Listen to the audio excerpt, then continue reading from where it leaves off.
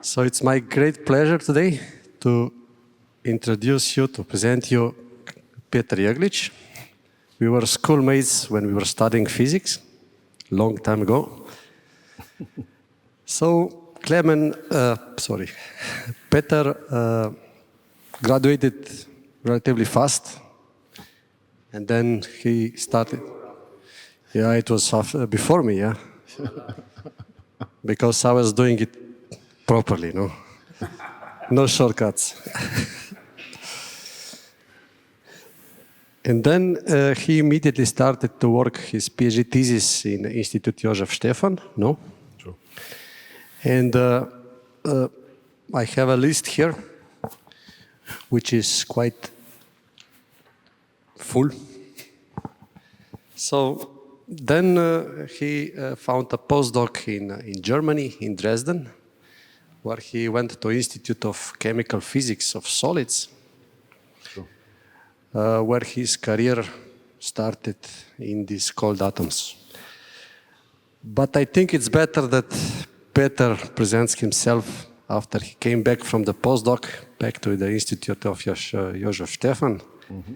So, Peter, the stage is yours. Thank you. Thank you for this kind invitation. A lovely place, I could say. I expected that here will not be foggy, but it is, yeah, like in Ljubljana. Okay, let me first tell you a little bit about my career. As Egon said, you know, I started with something completely different, you know.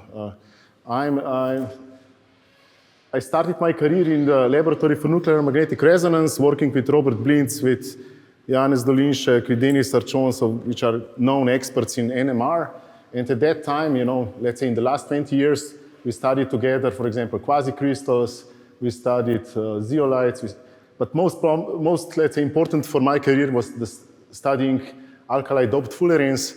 At that time, I was lucky, you know, that Denis Arčon had in the drawer cesium-360, which was actually at that time the world record high TC superconductor with transition at 39K. And we did many experiments which then resulted in nice publications.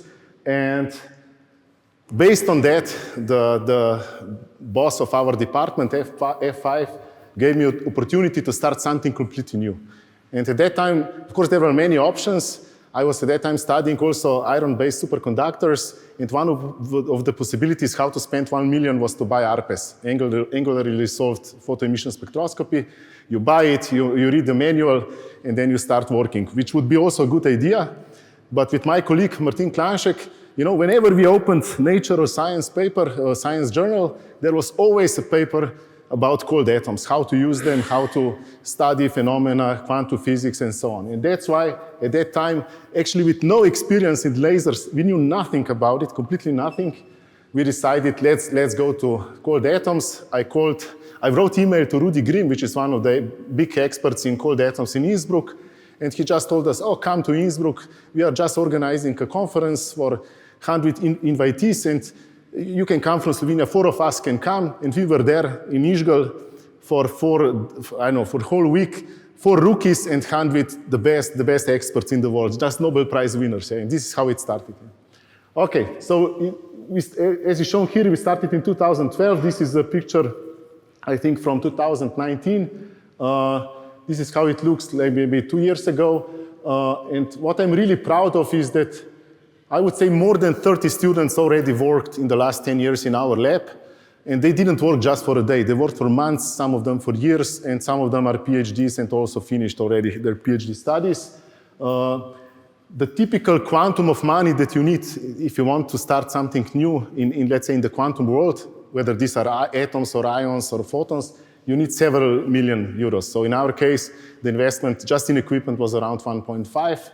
Okay, then what happened is that in 2023, we got a big European project on a different topic. It's about quantum communication. This project, CQUIT, is led by the faculty, so by Professor Anton Ramšak and Professor Rainer Kaltenbeck, and we are, let's say, partners in this project. And based on that, we built another lab, which is now, so the first one is at the nuclear reactor. This one is at the Jožef Stefan Institute at the main location. And this laboratory actually represents a node in a research, let's call it research, or a test bed experimental quantum communication network. So one of the nodes is in Vič, so Ljubljana Vič. The other one is across the street at the faculty. And then we have a third node now at the nuclear reactor. So we already have dark fibers connecting two locations on the completely opposite sides of Ljubljana. And with European money, we were able, for example, to buy superconducting nanowire single photon detectors, which are maybe, for those who are interested, what you need a nanowire, which is meandering like this, and you actually, the current is flowing through this nanowire, which is superconducting, and the current is very close to the critical value, and when the photon arrives, this locally increases the temperature. So what will happen? The material will become a little bit, will become locally normal, will become normal phase. So the resistivity will increase, and you will be able to detect this. And what's really important is that the material goes back to superconducting state in, I don't know, typically 1 nanosecond. So you can actually detect photons in 10 megahertz or even higher rate, at 10 megahertz or even higher rates. And this is an example of a source of entangled photon pairs at the wavelength of 1560. So it's a very simple setup, Sagnac interferometer, and we are now using this as a source which then, let's say, sends one photon, let's say, to the faculty and the other one, let's say, to the nuclear reactor. And this is the basis of quantum key distribution and the basis of quantum internet. And then another thing, I'm also co-founder of a spin-out from Jožef Stefan Institute. It's called Atom Quantum Labs. Today, I will also briefly explain how you can, let's say, build a quantum computer using atoms. But the idea of this company, we have a patented technology that we believe that can be scaled in a sense that we can increase the number of qubits from 100 to 1,000, maybe to 10,000, even to 100,000. And later I will show that this is really relevant in quantum computing. You cannot make a useful calculation just with 100 qubits. This is not enough. In parallel, this company already now has a project with Ministry of Defense, and we are using atoms, actually in this case hot atoms, actually these are Rydberg atoms, to detect microwaves. This is kind of very important, let's say, for military or for let's say, defense purposes, for security purposes. And maybe later, if time permits, I will explain you how this works. Okay. Since I come from the laboratory of cold atoms, and in 2017 we achieved Bose-Einstein condensation of cesium, let me explain how to do that. Yeah? And for that, you need three, let's say, for that, you need three important, let's say, achievements from the history of quantum physics. The first one is laser cooling, the second one optical tweezers, the third one evaporative cooling. All of them were awarded Nobel Prize. And maybe this is one of the take-home messages for today, how the laser cooling works. Yeah? This is a very important, I would say, slide which explains how you can slow down atoms. Yeah? So you start with an oven. You increase the temperature in the oven is typically, I don't know, 100 Celsius. So let's say 400 K. And then you have just a small hole, and what you will get atomic beam, which goes from left to right. Yeah? Okay. And then what you do, you shine with the laser from right to left, from the opposite direction. Usually you would say with laser you will heat up, let's say, matter. Usually it's used for, for opposite purposes. But in this case, the atoms, you can treat them as a two-level quantum systems, meaning that they have two energies. This is the ground state, and this is the excited state. And when the photon arrives, and this photon should be resonant with this transition, what will happen? The photon will be absorbed. Yeah? So it will bring the atom from ground state to the excited state. But because of the conservation of momentum, what will happen? This photon will kick the atom in its direction. Yeah? So you will get atom excited, but also the atom will start moving. Or the opposite, if the atom is moving from right to left, the velocity will slightly decrease when you will shine with the photon from the opposite direction. Okay, but actually the most important is the second part, when the atom is spontaneously, when the atom goes from excited state back to the ground state, it will spontaneously emit another photon. But since this is spontaneous emission, the photon will be emitted in arbitrary direction, in random direction. So on average, the momentum kick will be 0. Yeah? This is very important. So when it's absorbed, it's always absorbed in the same direction. When it's emitted in a random direction. So on average, when you repeat this cycle many times, you stop the atoms.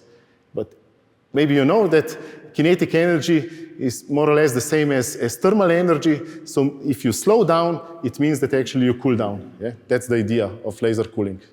Was it clear enough? Okay, the next step is evaporative cooling. You need to put the atoms, which are already cooled down using laser cooling, you need to put it in kind of a trap. And the only thing that you need to do, you need to decrease the depth of this trap. So what will happen? The hot atoms will go away, but the rest will thermalize. So if the hot atoms were removed and only the cold atoms remained, on average, well, not on average, but if you wait a long time, if your system thermalizes, the temperature will be decreased. And you just do this continuously, you decrease the depth of the trap, and this is the way how you cool down atoms to even lower temperatures. In our case, we can cool down atoms to nanokelvin. Amazing, this is really, really low temperature. Okay, and now, how do we get a Bose-Einstein condensate? I think this is the only equation. This is the de Broglie wavelength. So the physicists know that you can describe matter as particles or as waves. And usually, let's say atoms are usually described as particles because the wavelength of these particles at let's say room temperature is nothing. It's less than, I don't know, femtometer or even less. So it's really a point. But if you decrease the temperature, the de Broglie wavelength will be increased, yeah? And at some point, if you decrease the temperature to really, let's say, nanokelvin range, the de Broglie wavelength will be comparable to the distance between atoms. And here is maybe another sketch. Yeah? So at high temperatures, atoms behave like dots, like points. If you cool down, somehow the matter wave description appears, or you can actually see these matter waves. But at some point, all these matter waves overlap. Yeah? So what you get, you cannot treat the matter as individual atoms, but actually you can treat it as a superatom, as one big atom, as one macroscopic wave function. And this is Bose-Einstein condensation. Okay, this is now from the lab in 2017. Here on the left, you can see this is a collection of time-of-flight images after different, let's say, lengths of evaporative cooling. We start, let's say, for short time of evaporation. What you do, so what you do, you do this, let's say, evaporative cooling, then you turn off the trap, and what will happen if you have a cloud of atoms at some temperature? What will happen? It will spread, yeah? Because it has temperature, because it has kinetic energy. And if temperature is high, this will spread more. If the temperature is lower, this will spread less. But at some point, you can see here, so here, let me start here. This is still hot atoms, you cool them down, but at some point, kind of a delta function appears in the middle, and this is Bose-Einstein condensate. It has no temperature. Yeah? The velocity is 0. This is Bose-Einstein condensation. Maybe you are asking why do we have here two BECs? Well, in 2017, we thought that we will maybe, I don't know, study the collisions of BECs. That this was the idea. That's why, and yeah, let's say, the idea came from very famous battle between Obi-Wan Kenobi and General Grievous with 4 hands, yeah, if you remember. So actually, you get this type of like configuration if you are using 3 laser beams, and in each, let's say, interception there will be 2 BECs. Yeah? Okay. As I already said that Bose-Einstein condensate is a matter wave, and I think that already 1 year after the discovery of BEC, they showed, so what they did, they started with the BEC, they somehow split BEC into 2 parts, and then they let BEC to overlap. Yeah? Again, kind of time of flight measurement. And you see what happened, they got interference pattern, yeah? Which is, as you know, when you interfere, let's say, two laser beams, you get standing waves, you get interference, but this is not with light, this is with matter. Yeah? So this is matter wave interference. And for us, it took us a little bit longer. This is an example how we could observe interference. We started with BEC, we elongated BEC, then we shined from the top with two optical tweezers. So we got, from this elongated cloud, we got 2 clouds, 2 BECs. And then we just turned off the traps. So what happened, the BEC started to spread, and at some point, they overlapped. And here, now you can see here interference. Yeah? This is actually quite a difficult experiment. For us, it took us 4 years, to repeat something 25 years ago, yeah? which was done already 25 years ago. Okay, just a little bit about basic research. So in the beginning, the purpose of lab was to do fundamental science. Yeah? We never knew at that time that quantum technologies will become so important. Yeah? We didn't know that. Yeah? So I just prepared 1 or 2 slides which are more, let's say, about what you can do with BEC. This is the so-called Gross-Mitaevsky equation, which describes, let's say, how the Bose-Einstein condensate evolves in time. It's a nonlinear Schrödinger equation, but the most important term is this one, which describes interaction. So this A here is S-wave scattering length. So it describes interaction between, in our case, cesium atoms. And usually, just take a look now on this plot. If you have a BEC here, and this is now time evolution, you leave it in a channel, so what will happen? The soliton, well, this is not a soliton, a very narrow, let's say narrow BEC will spread in time, you see? How the Gaussian gets broader and broader. This is because you have dispersion in the Schrödinger equation. So here, this is the case with no interaction, but it's a natural consequence. It's inherently written in the Schrödinger equation that whatever you have, it will spread in time. Yeah? But if you suddenly change the interaction, this A, from 0 to slightly negative, so the interaction is then attractive, this will compensate the spreading, and what you get is a soliton. Soliton is an object which doesn't spread in time. Yeah? So this may be one interesting thing that we did in our lab. The other one is so-called Bose fireworks. For that, you need to periodically modulate the interaction. This can be done using, actually you modulate magnetic field, which then it turns out that it modulates interaction. And you get from original soliton, you get pairs of matter waves which are emitted out from the soliton. And this is called, as I said, Bose fireworks. And our recent results is that we didn't observe just first order and second order matter waves, jets, if we can call it jets, which have velocity, normalized velocity 1 and 2, but sometimes we are also able to observe matter wave jets which have a velocity which is related to golden ratio. Yeah? And this is quite interesting because with a single frequency modulation, we get incommensurability. Yeah? Incommensurability in a sense that if you would take a look how the structure looks like, how the density of atoms looks like in the beginning, so this is already after a long time, but in the beginning, you have a collection of waves which are incommensurable. Yeah? Okay. Enough of fundamental science. Now let's move to quantum technologies, which is today the main topic. Yeah? Well, we always like to show this slide because there is a quote from Erwin Schrödinger in 1952. He was aware that you get strange results if you make calculations with single quantum objects, like, I don't know, 2 photons. You get, I don't know, entanglement, you get strange effects. But he said, no worries, we will never be able to do that. Yeah? And quantum mechanics at that time was believed that it's only important on macroscopic level. But this actually changed in the last 20, 30 years. These are these 2 guys, Serge Haroche and David Wineland. They are, let's say, the pioneers how you can work with single photons or with single ions. Yeah? So this is now possible. Yeah? And this is the basis of what we are calling today quantum technologies. Actually, two quantum revolutions happened. The first one is more, let's say, on the macroscopic level, the invention of transistor, the invention of laser, invention, for example, of magnetic resonance imaging. So these are all the prototypes. Nowadays, as you know, you can have in every chip billions of transistors. You can buy a laser with basically any wavelength, and you have modern MRI machines. And obviously, this created not just innovations, but also large markets. Yeah.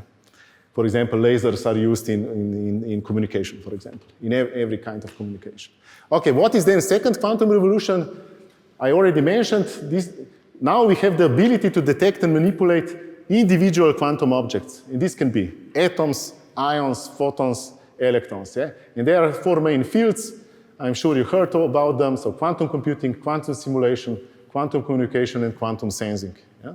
And now let me just remind you what is the classical bit. Obviously, this is the basic unit of classical information. This can be, I don't know, a switch on the wall, or can be a flip-flop circuit inside of, let's say, a chip. And compared to that, what is then a qubit? It's a quantum bit. It's a basic unit of quantum information. For a qubit, you need a two-level quantum mechanical system, like an atom, ground state, excited state. It's interesting that every qubit can hold up to 2 bits of classical information. So if you have 2 qubits, you can store 2 to the power of 10 bits. If you have 100 qubits, it's already 2 to the power of 100, which is more than any kind of storage medium can store. Yeah? So this is important. As I said, this qubit can be a photon, nuclear spin ion, atom, quantum dot, superconducting ring. So far, some of them are identical. All atoms are identical, but also you can do them artificially. I will explain, maybe comment on this later. So some of them are artificial, some of them are already in nature. And yeah, when we discuss qubit, usually you hear about superposition. So qubit can be, let's say, an arbitrary superposition of state 0 and 1 compared to the electrical switch, which can be only in 0 or 1. And when you have 2 qubits, you can have strange wave functions like this one. This one is entangled Bell state. Why it's so strange?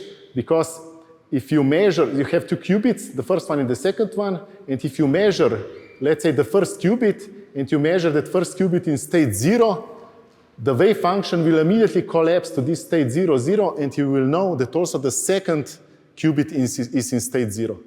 This is something that is then used, let's say, in quantum teleportation and other, also QKD, quantum key distribution, and so on. So, okay, these are, let's say, the spooky things about quantum physics. Okay, so what we did, yeah, well, also others, they ask ourselves how to build a quantum computer. And I strongly suggest you that maybe you can read this book. I guess it's already 5 or 6 years old, Lanthieri book. You can easily, it's very simple. It's written in a way that everyone can understand. And the main messages are the following.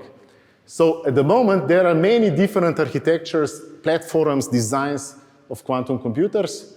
And what's interesting that all architectures require classical computer and classical computers to control. Yeah? So you will always need cozy lab, you know, and guys who know how to control, in our case, let's say, atoms or ions. Yeah? So it's always controlled using classical computing. And also the output is always classical. Yeah? So actually, maybe it's better to say that quantum computer is in fact a quantum processing unit, like GPU or CPU. So this is that's why it's called QPU. Okay. This is also a very important slide. When you try to build a quantum computer, it's not just about the number of qubits. Yeah? I will show later that you need at least 10 million qubits to do something useful, but also the error rate of single qubit and 2 qubit operations is important. Yeah? If the fidelity of, let's say, these operations is too low, then you cannot do nothing. Yeah? The quantum computer in this part of the diagram will never beat the classical computer. Only when you go below this threshold, there are some ways, and this is called error correction, quantum error correction, that even if the fidelity is not 100%, you can do something. Yeah? And this is then the distinction between logical qubits and physical qubits. And later again, I will show an example. You need like 10,000 physical qubits to have one logical qubit. And logical qubit is the one which has fidelity 100%. Yeah? Then with logical qubits, you can, logical qubits are those which are used on the border and where you, ideal qubits. Yeah? But in fact, the real qubits are just physical and they are not perfect. And the ratio between logical and physical is very high. Yeah? Okay, where are we now? This is let's say the part of the diagram where classical computing can be better or comparable with quantum. And now we are slowly approaching this part. So we have devices which have between 100 and maybe 1,000 qubits. The fidelity is still maybe not that low. We are somewhere here. But the goal is to come here. Yeah? So we need millions of qubits, and we need error rates which are 10 to minus 4. And then you can do something useful. As I said, at the moment we are here, and IBM, Google, and others are every month they are claiming that they have something which shows quantum advantage. Also something that I will maybe explain on another slide. But the idea is quantum advantage means that you showed that quantum computer can do something. It can be completely not relevant problem, but you show that it's better than a classical computer. Yeah? But for now, until now, it didn't happen actually. But just have in mind that we want to come here. Yeah? Okay, quantum algorithms, I will not go into details. Here is the list of few of them, but maybe this is again a take-home message. If I want to simulate n two-level quantum systems, for example, I don't know, 20 spins, then I need to, on a classical computer, I need to write down the time evolution of let's say, my wave function, which starts as initial state should be, let's say, just zeros. H is the Hamiltonian under which the system will evolve. But if I want to write down the wave function, I need 2 to the power of n probability amplitudes, yeah? Because here are all the possibilities of zeros and 1. Yeah? And this is fine for, I don't know, 20, if n is 20, but if n is 100, you need 2 to the power of 100 probability amplitudes to write down the wave function, and this is not possible. Yeah? That's why in classical computing and in modeling, you always need to do some simplifications, assumptions, and so on. But to do it really ab initio, yeah, then you come to the end. At around, I don't know, n50, there is no way to simulate this to simulate 50 two-level quantum systems on a classical computer. Okay, using qubits, this is quite natural. For 50, to simulate, I don't know, 50 spins, you need 50 qubits. And what you do, you decompose your Hamiltonian into single and 2 qubit gates. This is kind of, let's say, circuit diagram. And you can immediately see that quantum superposition, which means linear superposition of zeros and 1, actually this already represents all these 2 to the power of n probability amplitudes.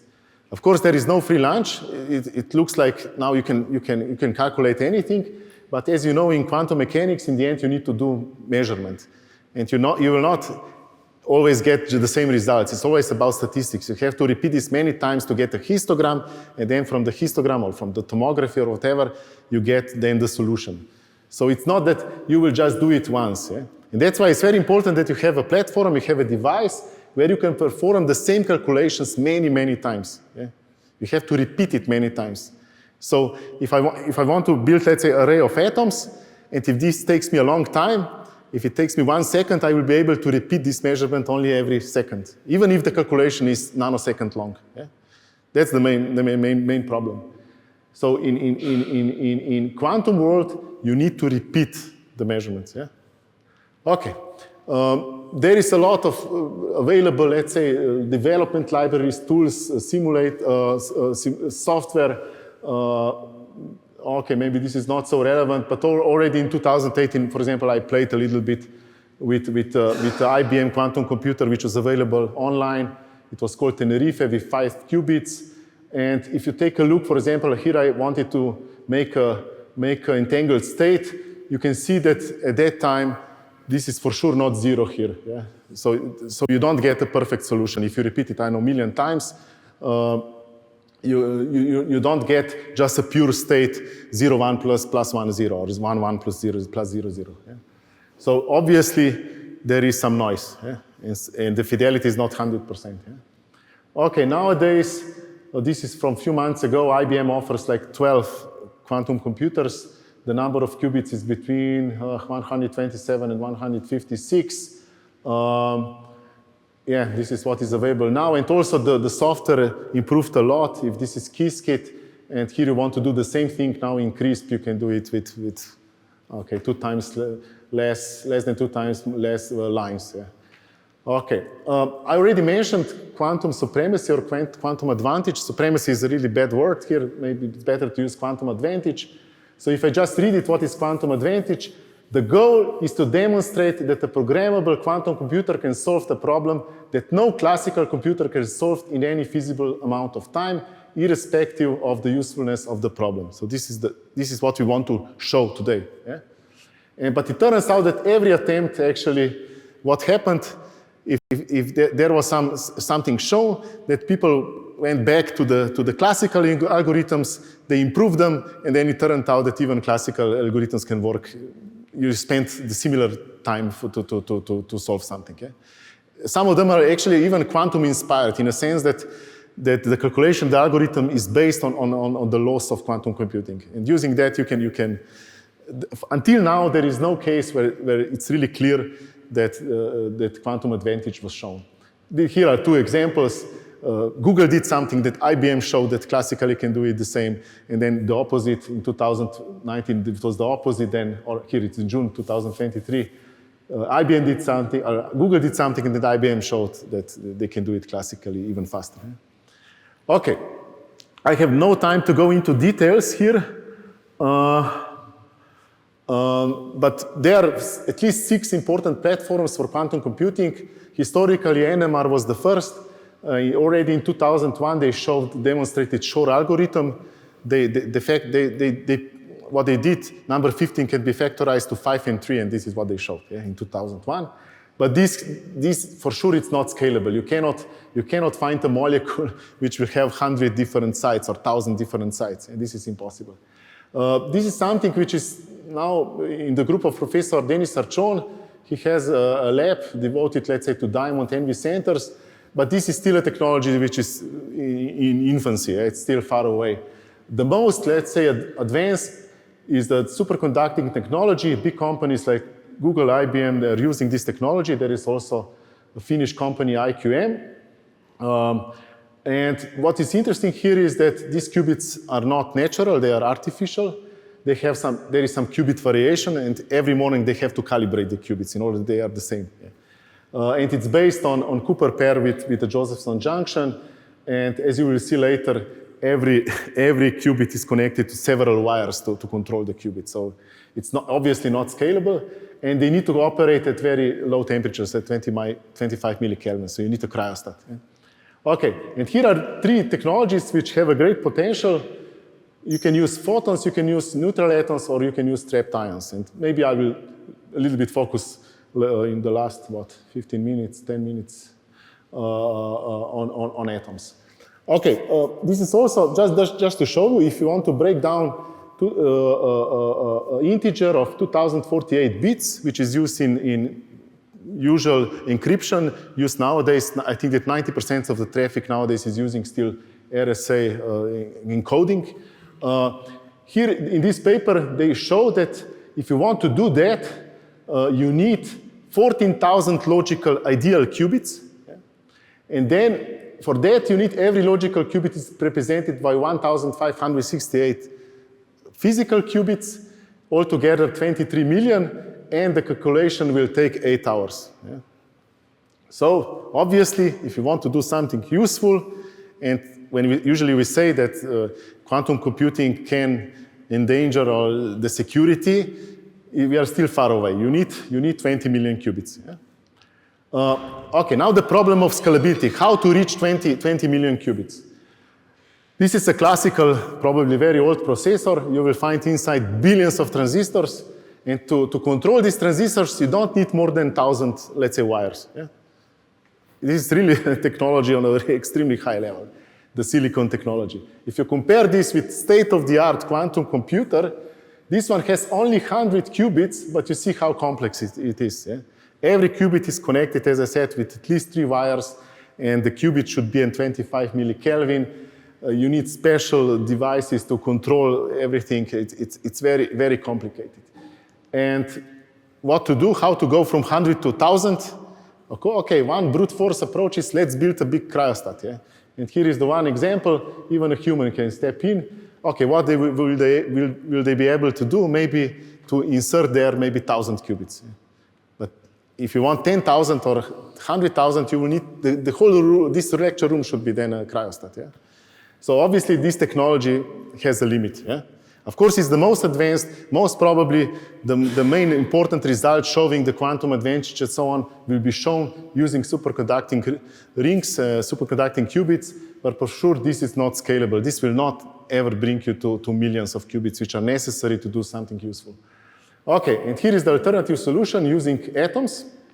In this case, what you do, here in the vacuum cell you have, let's say, cesium atoms, and then you shine on through this cell, you're using optical tweezers, and you produce traps for atoms. Yeah, these are, actually you can make, let's say, an array of traps, and due to some reasons, maybe if someone is interested, later I can explain, what happens is that randomly these sites are filled with single atoms. Some of them are empty, some of them are filled. Actually, it's 50-50. There is some physical process which explains why do you have, in the end, you have only 0 or 1. Okay, this is the starting point. So you get an array of sites. Some of them are filled, some of them are not. Yeah? And then, obviously, here you have to take an image and remove those sites which are not filled. Yeah? In our world, we call this sorting. Okay? And you get an array of, in this case, four atoms. And this is already seven years ago in the group of Misha Lukin at Harvard. They started with random array, so half of them were filled. It was an array of, 100 atoms. And then after the image and sorting, they could build a register of 51 atoms. Yeah? So 51 qubits. Okay, I will skip this part. And now let's make the comparison. You have this approach, superconducting. As I said, this is for sure not scalable. On the other hand, with atoms, you don't need actually basically nothing. So these here are shown single atoms. Not that only you can make, thousands of them. Or, okay, maybe 1,000 is nowadays the limit. But you can also shuffle them around. So if I want to make, let's say, a 2-qubit operation, I can bring 2 atoms together and perform some kind of calculation there. Yeah? You can make some kind of, let's say, 2-qubit gate. Yeah? This is something that obviously you cannot do using superconducting technology. That's why we believe that this technology has a potential. Yeah? Okay, now, so how much time do we have? We started at 5 minutes. 5 minutes, okay. Okay, I will go briefly to quantum sensors. Here is the definition. There are 3 different types. And the first one is very trivial. You just need a quantum object, which means that the level should be discretized. Yeah? In type 2, you are using a little bit more. You are using quantum coherence. For example, you can build you can build atom interferometer where you use actually interference. Yeah? And this is of course connected with quantum coherence. This can be spatial or temporal. And there is actually type 3, which uses entanglement. And these are the only type of sensors which actually bring you beyond what is possible classically. Yeah? But it turns out, and this is what they discuss here, that also already these 2 types of sensors, which are much easier to build than type 3 sensors, already provide several advantages. Usually classical sensors, you can just they usually work at, centimeter or meter size. Yeah? Usually measure something on the macroscopic level. But with type 1 and type 2 sensors, for example, atoms, you can immediately go to the nanoscopic level, to the nanoscales. Yeah? That's why already type 2 and type 1 sensors offer something which is not possible classically. And there are already many applications, atomic clocks, cold atom gravimeters, atomic magnetometers, for example, quantum random number generators, quantum memories, radio frequency antenna, and so on. Okay, since I have only few minutes left, okay, let me maybe just briefly explain what are Rydberg atoms. Nothing special. These are atoms which are excited to very high energy states, yeah? Meaning that the principal quantum number is very high. Yeah? Usually we work here, n is usually, I don't know, 5, 6, 7, but Rydberg atoms means that you bring your electron to the state with principal quantum number 100, for example. And what changes? You get large orbitals, and also the lifetime of these states is highly reduced. And maybe the most important effect which you find with Rydberg atoms is so-called Rydberg blockade.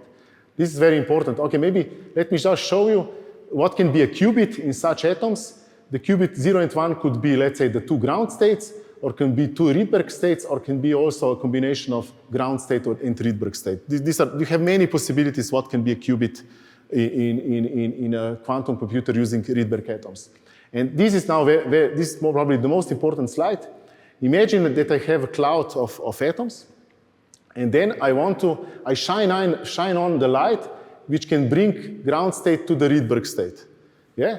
It sounds nice, but if I have two atoms which are very close to each other, and I shine a light, when one of the atoms will go to the Rydberg state, and because this Rydberg state have a large dipole moment, this will shift the levels of the neighboring atoms.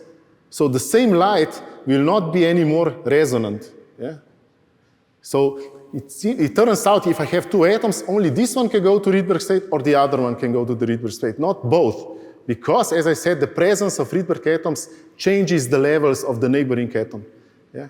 And this is called Rydberg blockade. So what do I get? I get a linear combination of Rg plus Gr. So I get entangled state. And this is the main source how to make two qubit operations using atoms. Rydberg blockade. Yeah, this is really important. Okay, no time. Here are a couple of experiments and developments in the last year. What we did in the lab, we are working with atomic magnetometers, quantum memories which can store photons inside of the atoms, quantum random number generators, and this is what we are trying to do now. Develop a quantum simulator using Rydberg atoms. And okay, I'll skip this. Maybe the last slide. We are actually not in the lab. Well, at the company, we are using single atoms, yeah, as the others. But in the lab, we are trying to make qubits using clouds of atoms. So you see, this is now a qubit. Why this works? Because again, if the size of the cloud is less than this Rydberg blockade radius, only one of the Rydberg atoms could be excited to the Rydberg state. Yeah? And that's the way how you can do, in this case, single qubit operations. And now the goal of my, let's say, team who works closely just on this project is to make with ensembles, with qubits which are the clouds of atoms, we want to make this entangled state, as I said, Gr plus Rg. Yeah, this is the goal.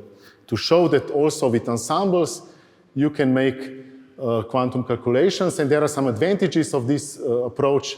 It turns out that you can non-destructively measure the state of this type of qubits. This is the advantage. There are also other challenges which we still need to solve.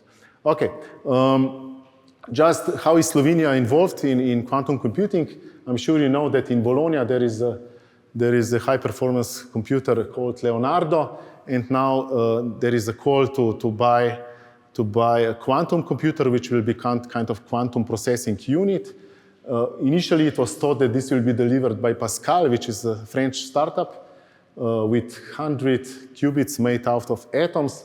But as I heard, they cannot promise to deliver this. So now it's a question what they will actually get. Another possibility is this Finnish company using superconducting qubits.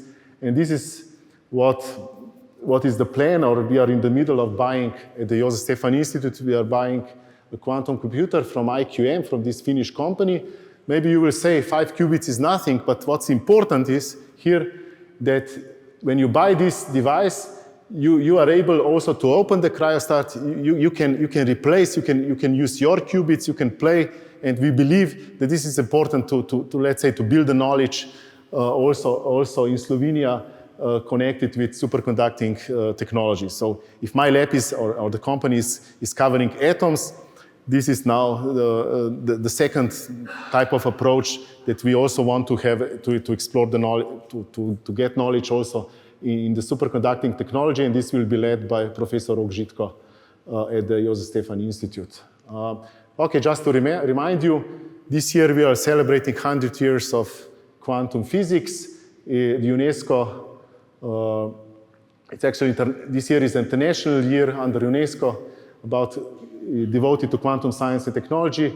If you are interested, this is a really nice editorial in Nature 2 weeks ago, even less, about, let's say, quantum mechanics, celebrating 100 years, and it's obviously still not finished. Thank you.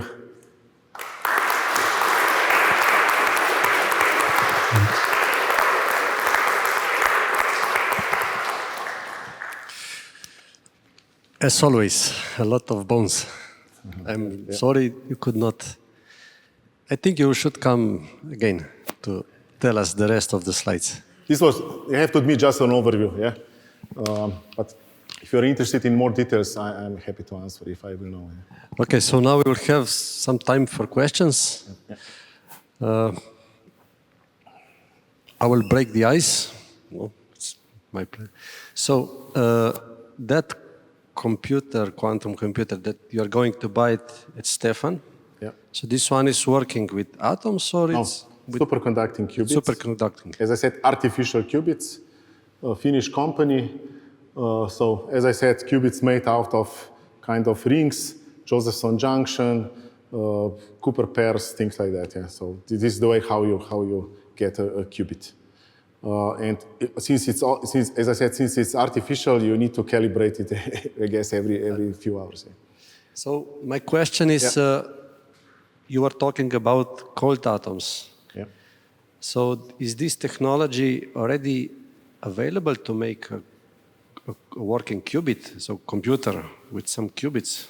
Yes. So this is the French company, Pascal, and there are 3 more startups from US, Quera, Atom Computing, and Cold Quanta, which is now Inflection. And we hope that also Atom QL will be one of those at some point. And this is French company, Pascal, and there is another German company, Planck, QC. So all these offer, at the moment, a platform with around 100 atoms, yeah? 100 qubits. But the fidelity, the fidelity of 2-qubit operations and so on, doesn't allow you still to solve useful problems. Also, the number is too low. Yeah? What I wanted to say is that,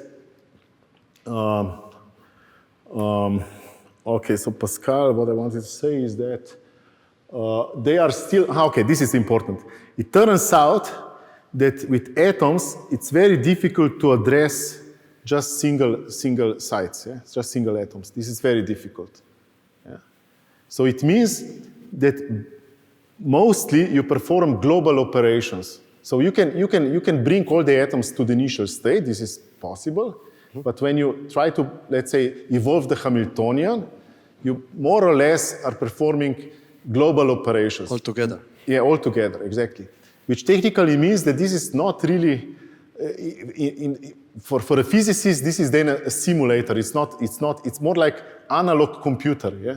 You are just playing with Hamiltonian. Yeah? You're not actually performing single qubit and 2-qubit gates. It's not gate philosophy, which is kind of digital, but it's more like analog. Yeah? So these computers nowadays using atoms are limited maybe more to analog type of quantum computing. Yeah? This is maybe it's the main message.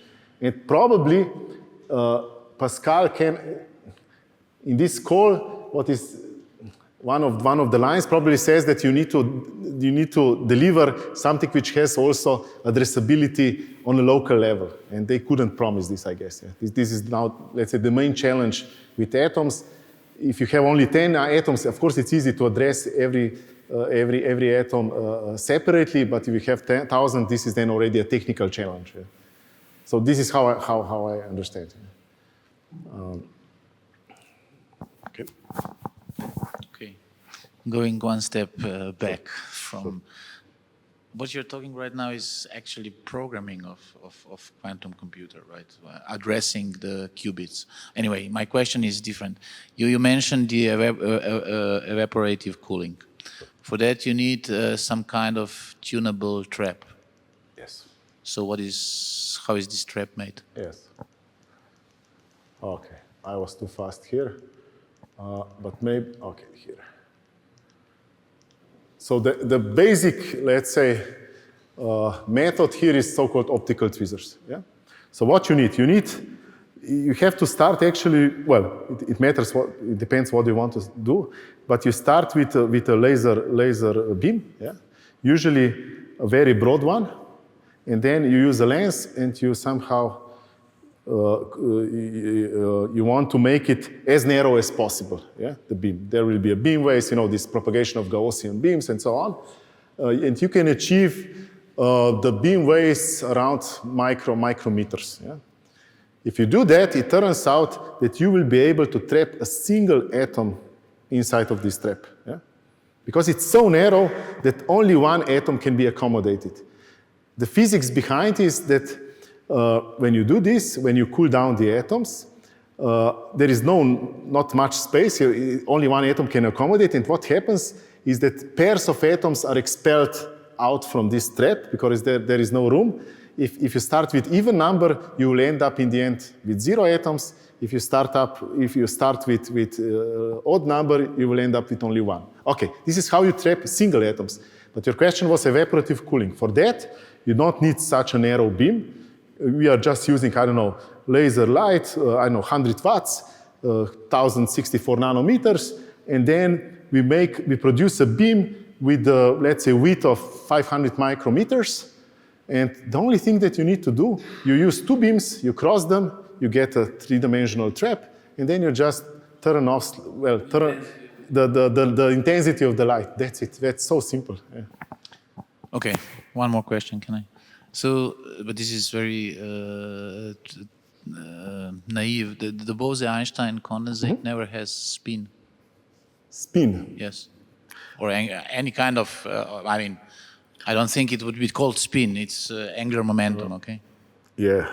Okay, first, let me, as you know, you can divide the particles into bosons and fermions. This is the first thing, yeah? And if you want to reach a Bose-Einstein condensation, you need bosons. This is the first important thing, because only bosons can all go to the same state, if you want, yeah? Okay, but you can have bosons with linear angular momentum, which it's true. gives you something. I agree. In our case, cesium has actually 1 electron, which is spin 1/2, let's call it, but the nucleus has 7/2, and altogether it gives you even number of total spin. This is what we are using. With fermions, it turns out you will get Fermi level and things like that, so it's not possible to do that. But if you have 2 fermions and you bring them close together, you will get a molecule, which is effectively a boson. And this was shown, 10 years ago, that with fermions, if you make molecules, you can make a Bose-Einstein condensate of molecules, which was one of the breakthroughs, let's say, 10 years ago. Yeah? Even more, you can actually go from BEC to BCS. BCS meaning like Cooper pairs. Yeah?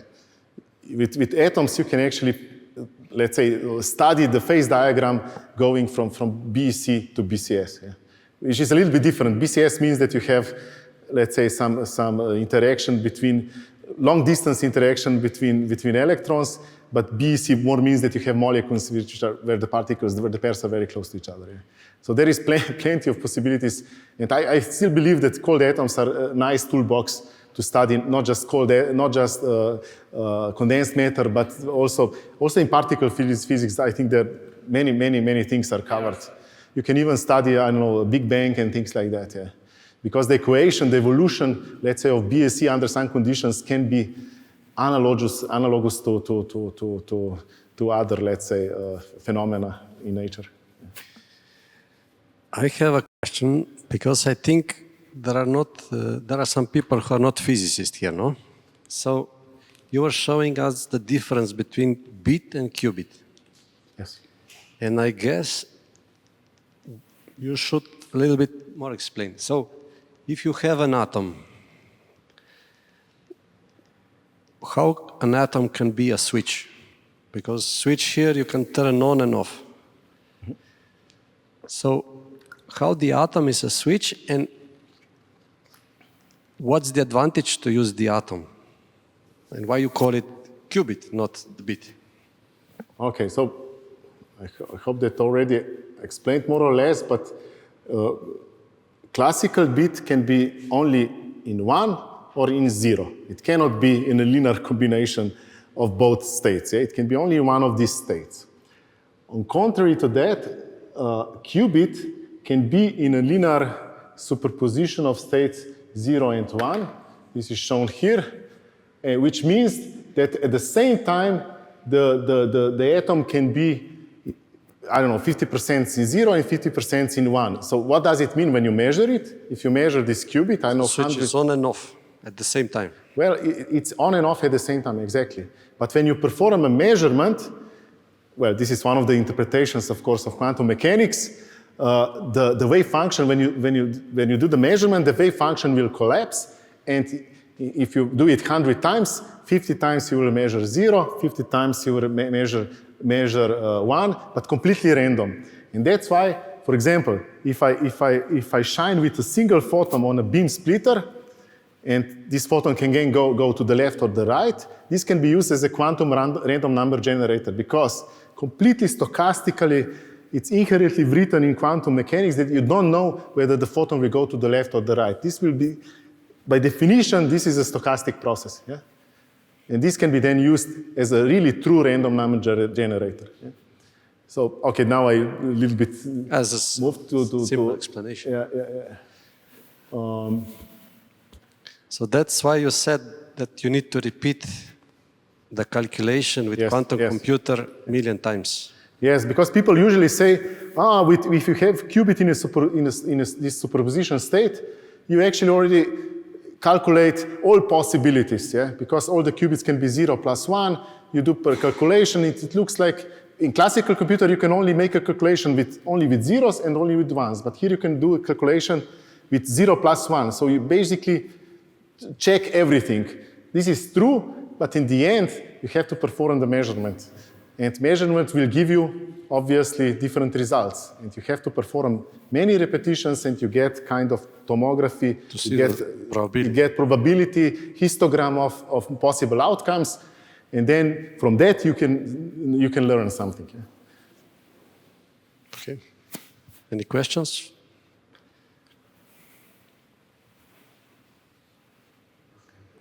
There is one.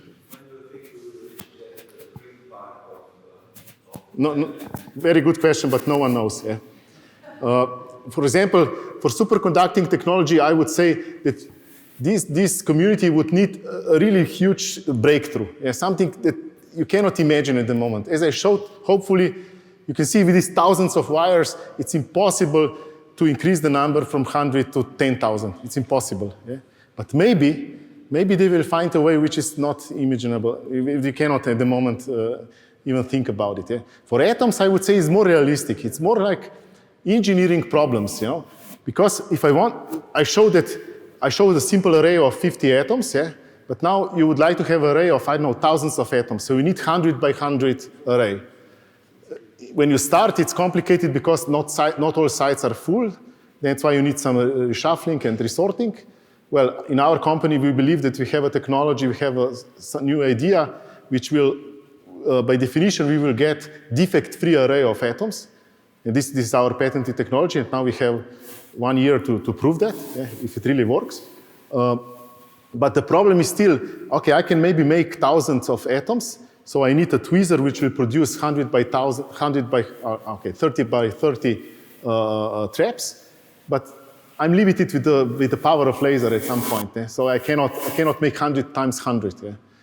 So you have to find ways, how to technologically, it's an engineering problem, how to scale to even higher numbers. So, but it's not limited by laws of physics. Yeah? That's the main. It turns out that even in atoms, to do these 2-qubit gates, I mentioned this Rydberg blockade. Yeah? Of course, at the moment, the fidelity is maybe 0.99, so the error is like 1%. Yeah?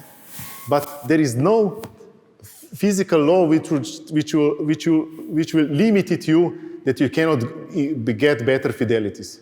This is important. In superconducting rings, this is not so because it's known that I don't know there is a mechanism which you cannot avoid. Yeah? It's a two-level problem. I don't know now. I don't remember details, but there is a mechanism which will always give you, let's say, the lowest fidelity that you can achieve. If you want to avoid this, you need to go to even lower temperatures. And 25 millikelvin is already quite low temperature in the cryostats. Maybe if you have small cryostats, maybe you can reach 10 millikelvin, but this will not actually help. You would need to go to even lower temperatures. Yeah. So it's almost impossible to improve the fidelity in superconducting rings, which is not the case for the atoms. Okay. There is another question. Yes. Maybe a little provocative question, but you say you cannot scale qubits and all that stuff in practice. But if you have a government level operator, for example, the Manhattan project cost, if you remember, was $2 billion at that time, which I think is 200 or something now. And the space program was, I think, 120 billion, and now that's also, and we just heard today or yesterday, they will put in half. So let's say somebody puts in $1 trillion, how much can they scale? Because, I mean, from a government point of view, it is worth every dollar to have a super quantum computer, and of course not telling about it. So if somebody had $1 trillion, how far could they go? How many qubits? Okay. What I didn't say is that what is the purpose of quantum internet and quantum communication? To connect quantum computers. So in principle, you could have, I don't know, hundreds of superconducting quantum computers using 100 qubits, and they could communicate via quantum communication to, let's say, teleport qubits. And this is the way, maybe, if you have enough money, you can actually connect units with 100 qubits into bigger units. Yeah? That's maybe one of the directions, if you have unlimited source of money. Yeah? So maybe it's not really necessary to have, at a single site, 1,000 qubits, maybe it's enough, or million of qubits, maybe it's enough to spread them around and connect them. And then you just need clever algorithms which are aware that you cannot really connect each qubit with every qubit. You can locally just connect it within let's say, this cloud. But then probably it's possible to find ways how you can connect. Maybe this is the future, yeah, to connect smaller quantum computers. And, yeah. And it's the same actually with quantum sensing, which will really give you some additional extra information if you have quantum sensors of different parts of the Earth and connected them somehow with, let's say, again, quantum internet or something which enables you that these sensors communicate via, I don't know, entangled states. This is then something which will give you more than just using a single detector. But even nowadays, even LIGO, it's better to have, okay, LIGO already has 2 arms, and in order that you need to actually detect on both arms the same thing, but it's even better to have another detector, I don't know, on the other side of the Earth, and then you have more reliable information. Okay, so I would say the future is connecting. That's why governments are investing a lot into quantum communication, to build quantum internet. It's not, quantum communication is not just about QKD, quantum key distribution, so a new way how to share a common key, but it's more about how to share entanglement between different parts. Maybe our project is more a QKD, but there is a big project also, let's say, led by Netherlands, where they are trying to build quantum internet. Quantum internet in the sense that you have also quantum memories, which can store photons and then release them on demand. So it's more about connecting sensors or computers. Yeah. This is the future. Okay, Peter, thank you for this insight into advances of quantum technology. And I propose that we move downstairs and we continue discussion there. So let's thank Peter again. Thank you.